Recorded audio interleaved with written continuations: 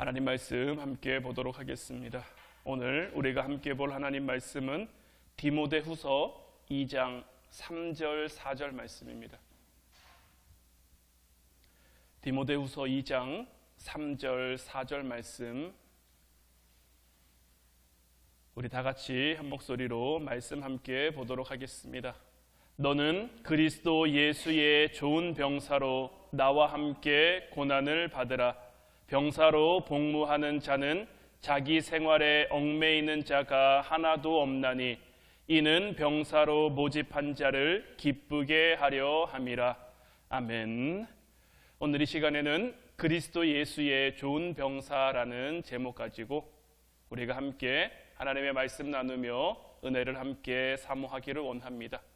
우리가 지난 수요일까지 영적 암흑지대를 조심하라라는 말씀 제목 가지고 다윗이 그 오랜 광야 생활 때문에 블레셋으로 망명해 가는 그 안타까운 결정 속에서 하나님 앞에 묻지 않았고 하나님 앞에 기도하지 못했던 그 안타까운 모습을 함께 나눴는데, 우리가 그 반대의 모습의 다윗의 모습을 좀 살펴봄으로써 우리가 어떤 모습으로 우리의 삶을 살아가야 할지에 대한 말씀을 좀 함께 나누기를 원하는데, 사무엘상 6장을 보면요, 굉장히 상징적인 사건이 하나 등장합니다.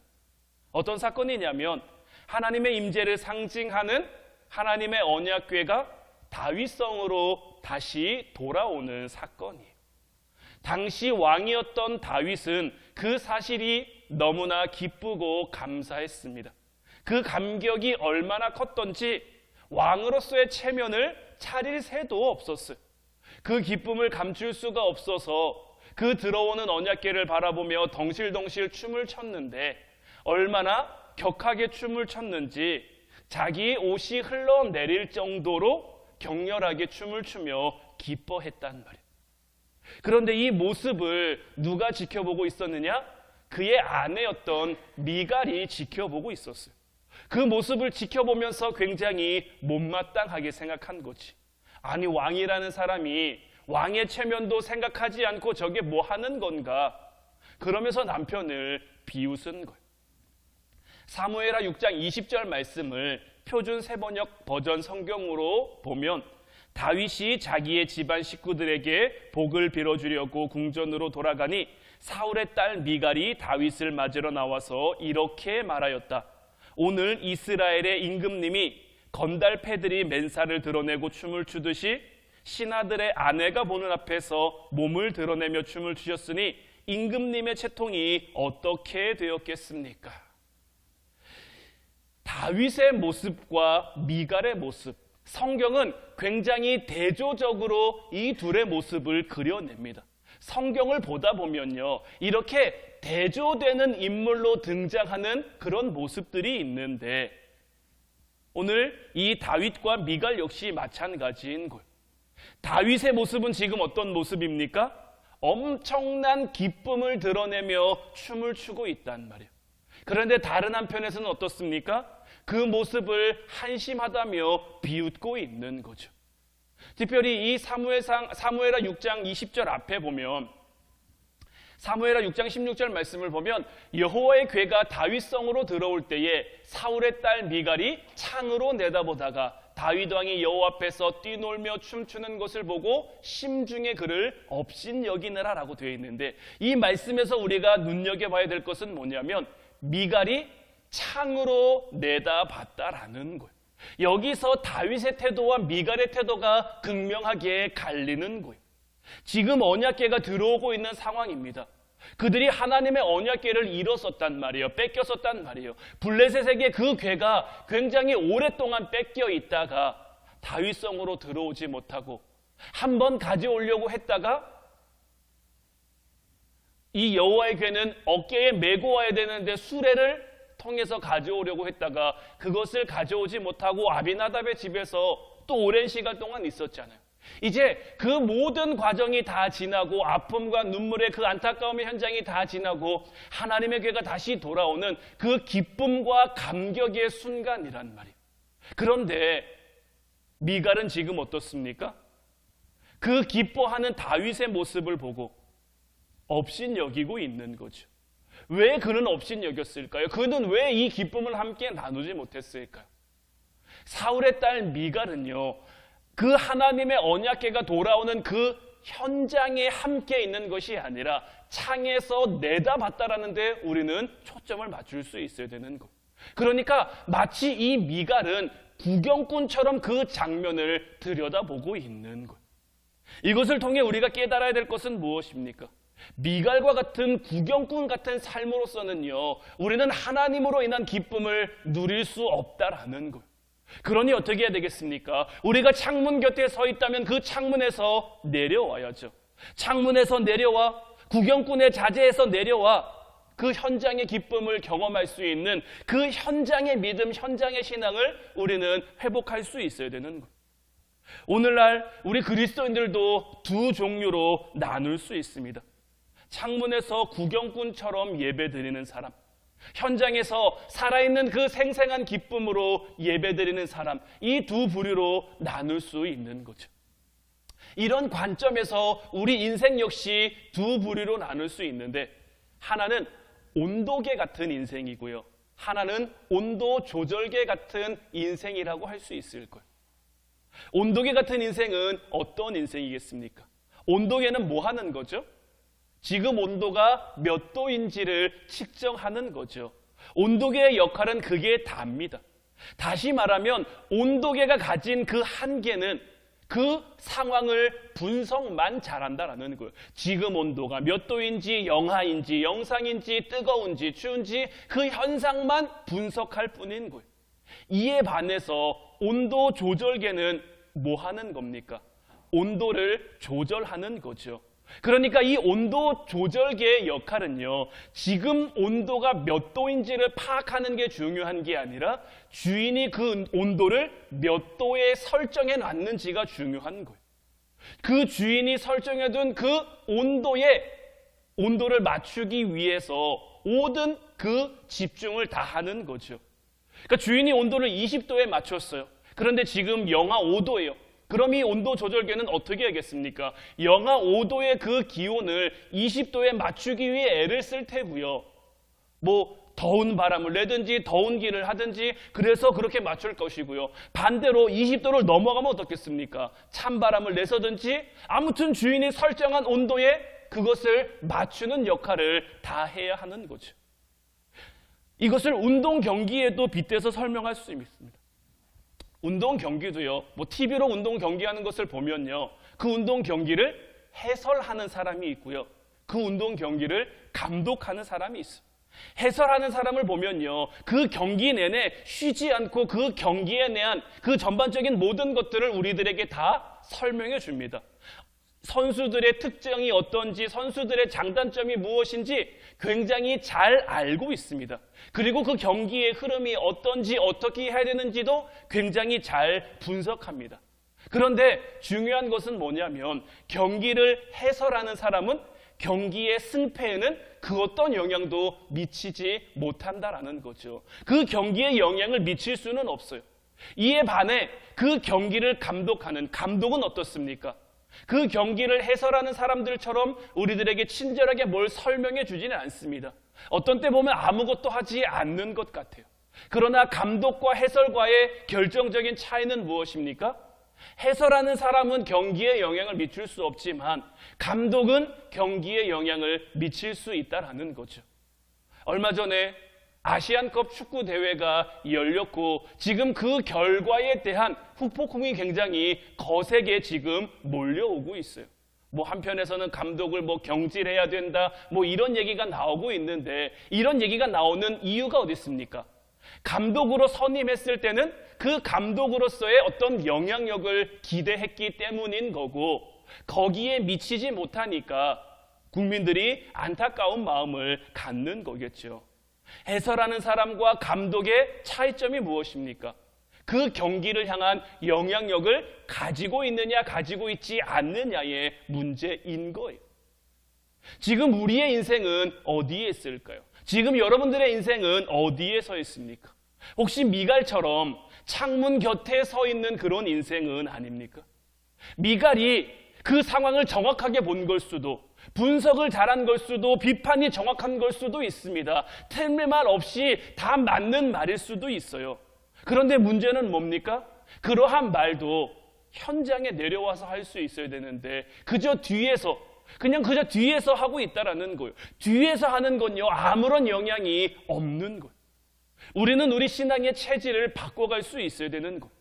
창문 곁에서 내려와, 그래서 미갈처럼 비판하고 정죄하고 왕의 체면으로서 그게 뭐냐라고 하는 그런 분석만 하는 어떤 온도계 같은 인생이 아니라, 해설가 같은 인생이 아니라 온도 조절계처럼 주인이 우리에게 원하시는, 하나님이 우리에게 원하시는 그 삶의 모습으로 우리의 삶의 내용을 맞춰갈 수 있어야 되는 거예요. 오늘 본문 말씀을 우리가 다시 한번 보면, 너는 그리스도 예수의 좋은 병사로 나와 함께 고난을 받으라. 병사로 복무하는 자는 자기 생활에 얽매이는 자가 하나도 없나니 이는 병사로 모집한 자를 기쁘게 하려 함이라. 하나님은 우리를 무엇으로 부르셨습니까? 그리스도 예수의 좋은 병사로 부르신 것. 우리는 이 세상을 구경하러 온 관광객이 아닙니다. 우리는 하나님 나라의 군사입니다. 우리는 늘 이것을 인식하며 살아갈 수 있어야 되는 것. 그래야만 우리의 신앙이, 우리의 믿음이 무기력해지지 않을 수 있는 것. 에베소서 6장 11절 보면은 마귀의 관계를 능히 대적하기 위하여 하나님의 전신갑주를 입으라라고 했는데, 이 전신갑주를 입으라라는 것, 어떤 비장함이 느껴지지 않으십니까? 우리가 관광객이 아니라 그저 구경하는 사람이 아니라 영적인 하나님 나라의 군사라면, 하나님의 어떤 좋은 병사라면 하나님의 능력으로 무장되어 있어야 하는 것. 그리고 더 견고하게 하나님의 전신갑주를 입기 위해 영적인 훈련에 매진해야 되는 거예요. 더 강한 군사들이 모인 교회, 더 강해지는 군사들이 모인 교회, 우리 화운교회가 그런 교회가 될 수 있어야 하는 거예요. 얼마나 많은 사람들이 모이냐가 중요한 게 아닙니다. 얼마나 대단한 사람들이 모여 있느냐가 중요한 게 아닙니다. 예수 그리스도의 좋은 병사로서 우리 한 사람 한 사람이 하나님 앞에 쓰임 받는다면, 하나님 앞에 세워져 있다면 우리 교회는 얼마든지 이 세상 가운데 선한 영향력을 발할 수 있는 그런 강한 교회가 될 수 있는 거예요. 저도 우리 교회를 위해서 늘 기도할 때, 제가 한때는 지금도 기도합니다마는 이런 기도를 드린 적이 있어요. 하나님, 우리 교회가 수적으로도 좀 부흥해서 이 자리는 좀 다 채울 수 있게 우리 교회에 50명의 예배자는 섰으면 좋겠습니다. 하나님이 그 예배자를 좀 우리 교회에 허락해 주셨으면 좋겠습니다 라고 기도했고, 그 기도에 하나님이 저한테 그렇게 해주시겠다라는 응답을 주셨거든요. 근데 요즘에는 기도의 방향이 좀 바뀌었어요. 그러니까 마치 아브라함이 그 소돔성을 위해 기도할 때 50명, 40명, 30명 이렇게 내려간 것처럼 하나님 50명을 주시긴 주시되 그냥 50명 말고 예수 그리스도의 좋은 병사로 설 수 있는, 하나님 앞에 믿음의 사람으로 설 수 있는 그런 50명이 이 교회에 주어진다면 그 50명으로 인해 우리가 이 세상 가운데 하나님이 원하시는 그 뭔가를 할 수 있지 않겠습니까? 저는 우리 교회를 향한 어떤 미래에 대한 꿈을 꾸면서, 어떤 미래에 대한 그림을 그려가면서, 지금 제가 꾸고 있는 그림은 이제 50명의 성도가 우리 교회에 어떤 예배자로 세워지면 저는 이제 이곳이 아닌 어떤 새로운 성전도 꿈꾸고 있는 것. 50명의 예배자가 이곳을 채우며 새로운 성전에 대한 꿈도 꾸고 그것을 이루어가기 위해 더 많이 애쓰고 노력하기도 하고, 물론 하나님이 우리에게 허락하시고 하나님이 그 길을 열어주셔야 하겠지만 저는 그렇게 꿈꾸며 하나님 앞에 기도하고 있는 거예요. 제가 언젠가 이런 제목의 글을 본 적이 있는데, 야성을 잃은 호랑이가 되지 말라는 글이었어요. 야성을 잃은 호랑이는 어떤 호랑이일까요? 아마도 이 글을 쓴 사람은 동물원에 갇혀 있어서 어떤 그 야성으로서의 어떤 그런 것을 잃은 호랑이를 가리켜 말하는 것 같았어요. 이 글에는 이런 내용도 있었는데, 닭에게서 부화한 독수리는 닭을 자기 어미로 알고 땅에 떨어진 모이나 쪼아대며 산다라는 거였어요. 한번 여러분들 상상해 보세요. 독수리인데 닭에게서 키워져서 자기가 닭인 줄 알고 사는 거예요.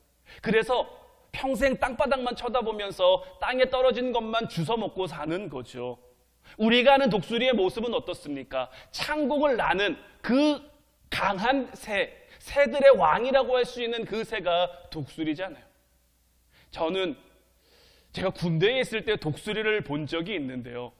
독수리가 하늘에서 진짜 이렇게 떼를 지어 날고 있다가요, 제가 근무를 서고 있는 그 초소를 향해서 아주 가까이 내려온 것도 아닙니다. 꽤나 좀 거리가 있었던 것 같아요.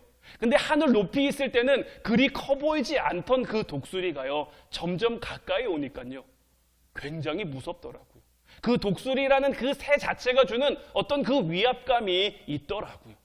그런데 이런 독수리, 이래야만 하는 독수리가 땅에 떨어진 모이나 주워 먹고 있다면 그 모습이 얼마나 가련하고 얼마나 불쌍하겠습니까? 그런데 우리는 이런 모습을 통해서 우리 자신을 볼 수 있어야 되는 거예요. 자, 우리의 모습은 어떻습니까? 우리도 예수님 믿는다고, 십자가의 은혜로 변화됐다고, 나는 더 이상 세상의 방식으로 살아가지 않습니다 라고 다짐하는데, 실제로는 닭과 같이 경쟁하며 모이나 더 먹기 위해서 애를 쓰는 그 날개 꺾인 독수리와 같은 모습이 우리에게는 있지 않은지, 우리는 우리의 모습을 좀 돌아볼 필요가 있는 거죠. 우리도 어떤 신앙의 야성을 회복할 수 있어야 되는 거예요. 야성이 뭡니까? 이 야성이라는 단어를 제가 국어사전에서 찾아보니까요, 자연 또는 본능 그대로의 거친 성질, 이렇게 설명하고 있더라고요. 우리는요, 하나님이 우리에게 주신 그 꿈, 하나님이 우리에게 허락하신 그 삶의 목표를 향해서 거침없이 달려갈 수 있어야 되는 거예요. 이것이 하나님이 우리에게 원하시는 이 신앙의 어떤 야성으로서의 모습인 거예요. 이 신앙의 야성으로서의 모습을 우리는 다윗에게서 찾아볼 수 있는 거예요. 사무엘상 17장을 보면요, 이 이스라엘의 블레셋과 전쟁을 하는데 블레셋의 장수로 누가 나왔느냐? 우리가 잘 아는 골리앗이 나온 거예요. 이 이스라엘의 그 전쟁에 나온 블레셋 장수 골리앗이 하나님을 모독하고 하나님의 군대를 조롱하고 있는 거죠. 왕부터 군사에 이르기까지 그 조롱 앞에 아무도 감히 맞서 싸우지 못하고 아무도 감히 나서지 못하고 모두가 두려워서 벌벌 떨고 있는 거죠. 그런데 이때 아직 소년이었던 그 다윗이 등장합니다. 형들에게 도시락을 갖다 주라는 그 아버지의 심부름으로 전쟁터에 온 이 어린 다윗이 골리앗을 본 거예요. 골리앗이 하나님을 모독하며 하나님의 군사를 조롱하고 있으니까 그의 어떤 신앙의 야성이 드러나는 거죠. 사무엘상 17장 26절 말씀 보면 다윗이 곁에 서 있는 사람들에게 말하여 이르되 이 블레셋 사람을 죽여 이스라엘의 치욕을 제거하는 사람에게는 어떠한 대우를 하겠느냐? 이 할례받지 않은 블레셋 사람이 누구이기에 살아계시는 하나님의 군대를 모욕하겠느냐? 본능 그대로의 거친 성질, 어떤 이 다윗의 믿음, 다윗의 신앙, 그 날 것 그대로의 모습이 드러나고 있는 거죠. 하나님을 조롱하고 있는 그 모습을 보면서 화가 난 거예요. 그래서 그는 골리앗에게 달려갑니다. 그런데 그냥 달려가는 게 아니죠. 사무엘상 17장 45절 말씀 보면 다윗이 블레셋 사람에게 이르되 너는 칼과 창과 단창으로 내게 나아오거니와 나는 만군의 여호와의 이름 곧 내가 모욕하는 이스라엘 군대의 하나님의 이름으로 내게 나아가노라. 이것이 하나님을 믿는 자의 거친 야성인 거예요. 우리에게도 이런 거룩한 분노가 있어야 하는 거예요. 오늘날 교회가 힘을 잃었다라는 이야기를 참 많이 듣습니다. 교회가 왜 이런 모습이냐고 비판하는 사람들도 참 많습니다. 믿는 사람들 중에도 교회가 이런 모습이면 안 된다라고 안타까워하는 사람들 참 많습니다. 하지만 이제 이런 안타까움을, 이런 모습을 뒤에 서서 말만 하는 게 아니라, 뒤에 서서 비판만 하는 것이 아니라 이제 우리가 진짜 믿음의 현장을 향해 나아갈 수 있어야 되는 거예요. 그런데 이런 현장은 그냥 나가는 게 아닙니다. 오늘 다윗이 만군의 여호와의 이름으로 나아간 것처럼 우리도 하나님의 이름을 붙잡고 나아가야 되는 거예요. 그냥 내가 화난다고, 내가 속상한다고 그냥 내 화를 내는 게 아니라, 내 속상함을 드러내는 게 아니라 하나님의 이름을 붙잡고 하나님이 뜻하시는 그곳을 향해 우리가 나아갈 수 있어야 되는 거예요. 많은 사람들이 이 다윗과 골리앗의 이야기를 다윗의 승리에만 초점을 많이 맞춰서 봅니다. 하지만 이 승리의 결과도 중요하지만 그보다 더 중요한 게 있는데, 그것이 무엇이냐면, 자, 다윗이 제대로 된 무기도 없이 손에 돌멩이 몇 개 들고 양을 칠 때 쓰던 그 물맷돌을 가지고 나갔단 말이에요. 그러나 그에게 뭐가 있었습니까? 하나님을 믿는 자로서의 야성이 있었던 거예요. 그 야성이 있었기 때문에 비겁하지 않기 위해 골리앗에게 도전장을 던질 수 있었던 거예요. 이게 굉장히 중요한 포인트입니다. 오늘날의 교회가 왜 힘이 없을까요? 오늘날의 교회가 왜 힘을 잃었을까요? 이 야성을 잃어버렸기 때문인 거예요. 우리 그리스도인들이요, 우리 교회가요, 세상과 똑같아진 거예요. 어떤 모습에서 세상과 똑같아졌냐면 안 될 것 같은 일에 도전하지 않는 거예요. 우리 스스로가 믿는 사람이라는, 그리스도인이라는, 교회라는 이름을 가지고 있는데 우리 스스로 뭐라고 생각합니까? 골리앗에게 왜 덤벼? 질 게 뻔한데, 나가서 싸워봤자 죽을 게 뻔한데 뭐하러 골리앗에게 덤벼? 내가 바본가? 이러면서 도전하지 않는 거예요. 우리는 자꾸 이긴 것만 가지고 얘기할 게 아니라 거친 야성을 가지고 한 번 질 수도 있죠, 한 번 넘어질 수도 있죠, 한 번 실패할 수도 있죠. 하지만 이 신앙의 거친 야성을 가지고 우리는 자꾸 도전할 수 있어야 되고, 도전하는 거에 초점을 맞출 수 있어야 되는 거예요. 하나님이 저에게 주신 말씀 중에서도 하나님이 나로 하여금 작은 산과 큰 산을 부술 수 있는 타작기로 만든다고 하셨는데, 이 말씀을 볼 때마다 사실 저는 두려운 마음이 앞섭니다. 왜 두려운 마음이 앞서냐면, 작은 산, 큰 산, 작아도 산은 산입니다. 저는 산에 오르는 걸 별로 좋아하지 않는데, 산을 좋아하시는 분들을 보면 그 정상에 올랐을 때 그 정상을 정복하는 맛이 있다고 하더라고요. 아직은 저는 잘 모르겠습니다만은 작은 산을 올라가도요, 꽤 힘들어요. 지금 저희 서수원에도 어떤 산이 있죠? 칠보산 있잖아요. 칠보산. 저 칠보산 딱 한 번 올라가 봤는데요, 한 번 올라가고 다시 안 올라가요. 제가 금곡교회에 전도사로 있을 때 그 금곡교회 목사님이 칠보산 그 별거 아니라고 그냥 동네 마실 가듯이 시 갔다 오면 된다고 저한테 얘기하셔가지고 그냥 아무 생각 없이 따라서 산에 올라갔는데, 올라갔다 내려오는데 한 3시간 정도 걸린 것 같아요. 뭐 코스에 따라 조금 다르다고 하기는 합니다만은 그 3시간 올라가면서 와, 이 힘든 거를 도대체 왜 올라가나, 어차피 내려올 거 왜 올라가나, 이런 마음을 가지고 올라갔었거든요. 근데 칠보산은 우리나라에 있는 산들 중에서도 높은 산 아니죠. 작은 산이죠. 그런데 그 작은 산을 정복하는 것도 힘들단 말이에요. 그래서 산이라고 하는 것이 저에게 주는 그 마음이 좀 힘들고 어려운 것이기 때문에 하나님이 저에게 주신 그 말씀처럼 작은 산, 큰 산을 부순다라는 것은 결코 쉽지 않은 것처럼 저에게 여겨지고 보여지기 때문에 참 산이라는 것을 생각할 때마다 저에게 다가오는 그 거룩한 부담감이 있어요. 그러나 하나님께서 우리에게 바라시는 것은 그런 거 두려워하지 말라는 거예요. 그런 거 무서워하지 말라는 거예요. 하나님이 우리에게 힘 주시면, 하나님이 우리에게 능력 주시면 얼마든지, 남들은 무모하다고 말할 수도 있어요. 남들은 안 될 거 뻔해 이렇게 생각할 수도 있어요. 세상적인 시각, 세상적인 관점으로 바라보면 얼마든지 그럴 수도 있어요. 하지만 이런 모습은 미갈이 창에서 다윗을 바라보는 것과 같은 모습이다라고 성경은 우리에게 이야기하고 있는 거예요. 그 창에 서서 에이 안 될 거 뻔한데, 에이 못할 거 뻔할 때, 에이 실패할 거 뻔할 때, 에이 질 거 뻔한데, 이런 것만 바라볼 것이 아니라, 그런 것만 비판할 것이 아니라 그 자리에 내려와서 한 번 실수할 수도, 한 번 실패할 수도, 한 번 넘어질 수도 있지만 그 자리에 서서 신앙의 거친 야성을 가지고 도전하고 또 도전하고 또 도전하면 끝내 하나님이 우리와 함께 하시어 하나님이 이기게 하신다라는 거예요. 하나님이 승리케 하신다라는 거예요. 이런 신앙의 야성을 가지고 우리가 살아갈 때 오늘날의 교회가, 우리가 그리스도인으로서 하나님의 힘과 능력을 가지고 이 세상 가운데 선한 영향력을 발할 수 있는 거예요. 특별히 가족 구원을 위해서 여러분들 참 많이 기도하고 계시죠. 저희 교회에도 특별히 남편을 위해서 기도하시는 분들이 참 많은데, 그들을 향해서도 에이 안 될 것 뻔한데, 안 믿을 것 뻔한데, 이런 마음 가지고 있으면요 될 것도 안 됩니다. 한 번에 안 될 수도 있죠. 한 번에 안 올 수도 있죠. 하지만 신앙의 거친 야성을 가지고 그냥 계속 부딪히고 계속 기도하는 거예요. 여러분들이 신앙생활 하게 된 것도, 여러분들이 예수님을 믿게 된 것도요, 어느 날 하나님이 여러분들에게 믿음 주셨기 때문이지, 내가 오늘부터 믿어야지, 내가 오늘부터 믿을 거야, 이렇게 해서 믿은 사람은 그 누구도 없는 거예요. 우리의 가족들도 마찬가지입니다. 우리가 그들을 향해 계속해서 기도하고 또 기도하면요, 하나님의 때에 하나님의 방법으로 하나님이 역사하실 거예요. 오늘 본문 다시 한번 보면 너는 그리스도 예수의 좋은 병사로 나와 함께 고난을 받으라. 병사로 복무하는 자는 자기 생활에 얽매이는 자가 하나도 없나니 이는 병사로 모집한 자를 기쁘게 하려 함이라.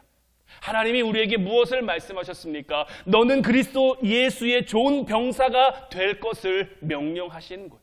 이제 우리는 창문에 서서 바라보는 그 관광객 같은 의식 버리고 마음에 다윗이 품었던 그 의분 가지고 골리앗과 같은 그 대적을 향해 선전포고하며 나아갈 수 있어야 되는 거예요. 우리가 그렇게 나아가면, 만군의 여호와의 이름 붙잡고 우리가 나아가면 하나님이 그와 함께 하셔서 골리앗을 이기게 하셨던 것처럼 이제 우리가 하나님의 이름을 의지하며 나아가면 하나님이 우리에게 주신 그 힘 가지고 우리 가정의 문제, 우리 개인의 문제, 어떤 자기 연민에 빠뜨리는 어떤 자기의 그 약점, 그것을 이길 수 있는 힘과 능력을 주실 줄로 믿어요.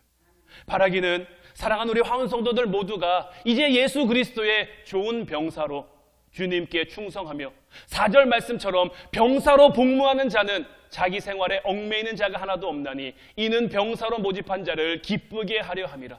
우리는 우리를 불러주신, 우리를 이 땅에 보내신 하나님을 기쁘게 하는 삶, 온도계처럼 현상을 분석하고 상황을 분석하고 그래서 이건 안 돼, 이건 못해, 이건 할 수 없어, 이것이 아니라 온도 조절계처럼 하나님이 우리에게 맡겨주신 그 삶의 온도를 맞춰가기 위해 하나님께서 우리에게 맡겨주신 그 삶의 자리를 하나님의 뜻대로 이루어가고 하나님의 그 원하시는 그 모습대로 만들어가는 저와 여러분들 될 수 있기를 바라요.